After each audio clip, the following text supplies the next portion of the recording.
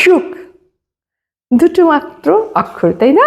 কিন্তু এই সুখটা মনের মধ্যে একটা অনাবিল প্রশান্তি এনে দেয়। এবং এই সুখটা না, আমরা বলি কি আমাদের কপালে সুখ নাই, সুখ তো আর পাইলাম না, সুখের তো হদিসই কই।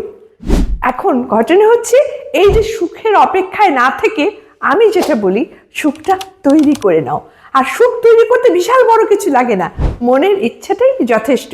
তুমি যখনই মনে করছো যে আমি সুখী, আলহামদুলিল্লাহ তুমি সুখী, অর্থাৎ সুখটাকে তোমার তৈরি করে নিতে হবে। ছোট ছোট যা আছে তোমার কাছে সেটা নিয়ে যখন তুমি কন্টেন্ট হয়ে যাচ্ছ, সেটা নিয়ে যখন তুমি পরিপূর্ণ ফিল করছো, তখনই কিন্তু তুমি সুখী হয়ে যাচ্ছ।